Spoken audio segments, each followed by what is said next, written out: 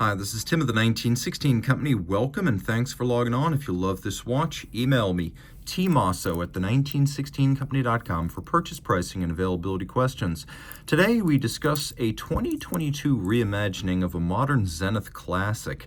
This is the Chronomaster Open. The original Chronomaster Open debuted back in 2003 and represented Zenith's interpretation of modern exhibitionist watchmaking, as then Chief Terry Nataf correctly reasoned that most of the fascination of a tourbillon is being able to see the oscillator in the first place. Well, his idea for 10% of the price, but 90% of the impact, was to skeletonize the bridges of the movement and then open up the dial so you could see the oscillator, the escapement, and the terminal end of the drivetrain all the time. And the Chronomaster Open was born. It went through a couple of iterations through the years. This is by far the most wearable version of the system. The 2022 iteration featuring the modern Chronomaster case, and then a 39.5 millimeter diameter in steel. Taking a quick look, you can see that the watch has a couple of different dimensions. We could interpret this a few different ways, but I'm going to say lug-to-lug only, 45.5 millimeters, but if we add the end links to the bracelet, it's 48.7 across the wrist, has a 20 millimeter spacing between the lugs, and it is 13.9 millimeters thick. When I throw it on the wrist, it's definitely an easier fit than some of the earlier Chronomaster Opens, which tended to be very large. It's a substantial watch, though it's short across the wrist due to the limited dimensions of the lugs. You can see the lugs are far and bore to the edge of my wrist here. I believe you could wear this watch just fine on a wrist as small as 14 centimeters circumference, and the fit really is quite agreeable. Although it's not thin, it does have a sloped flank, so it'll slip underneath most cuffs and shirt sleeves. The watch has an integrated bracelet, though not as integrated as something like a Nautilus or a Royal Oak, but you can see the conforming end piece mates the bracelet to the case cleanly. We then have polished centers, satin shoulders, taper from the end link down toward the clasp. We have this lovely bevel that rides along the sides. The outer faces are polished. You can see removable links on both sides fixed by screws. We have a clamshell lock to hold everything in place once it's closed, just like this. And then we have several different pairs of divots, so you can use your strap tool to dismount the spring bar and change the anchoring point inside the clasp to fine-tune the fit.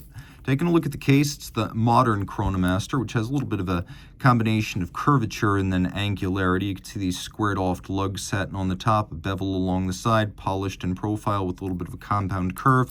The case back is set in rather dramatically, so when it's on the wrist, it sits lower than its 13.9 millimeter dimension would suggest. The bezel has an outer vertical face, then a larger conical primary profile, and a very short flat lip adjacent to a boxed and cambered sapphire that gives a lovely vaulted aesthetic over the dial. You can see the Zenith star on the crown, and they give you a little kerf underneath the crown to dig your nail in. 100 meters water resistant. You can swim with this watch. Let's take a quick look at the Lume shot. There's actually no shortage. You can tell what time it is even with the dark quarter up in the 9 o'clock to 12 o'clock sector.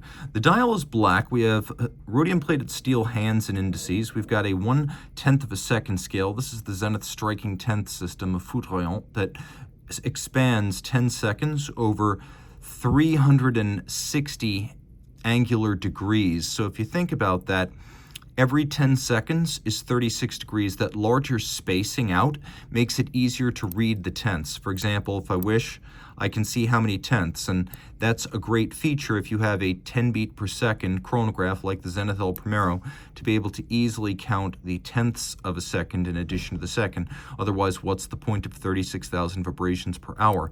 Having this system, you do lose a conventional chronograph hours register.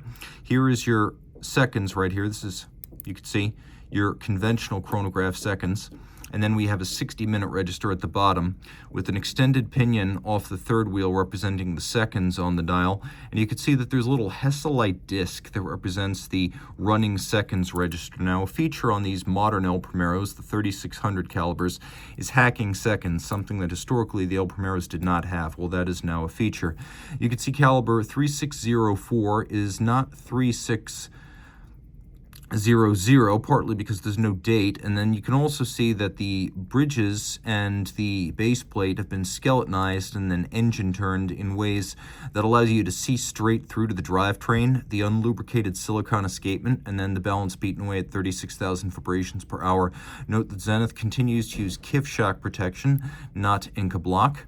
And that silicon wheel, the silicon escape wheel, it's both the anchor and the wheel. You can see that its spokes are actually the Zenith Star logo. So it's a cool little detail right there. Turning it all over, you can see that movement. I'll show it to you now. Automatic winding, it's now got a 60-hour power reserve compared to earlier old Primeros and their 50 hours. 35 joules.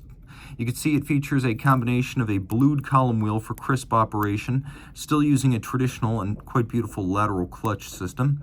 And we have a combination of a eccentric screw micrometric regulator and then Edicron for timing and beat error correction. A nicely sized movement for this case. You can see that they've gone with a grayscale treatment. We do feature both blued and polished screws with a nice sort of grooved snailing across the bridges and media blast on the base plate. It's an attractive movement, mechanically finished but very handsomely executed. Reach out to Team Mosso at the 1916company.com for purchase and pricing details.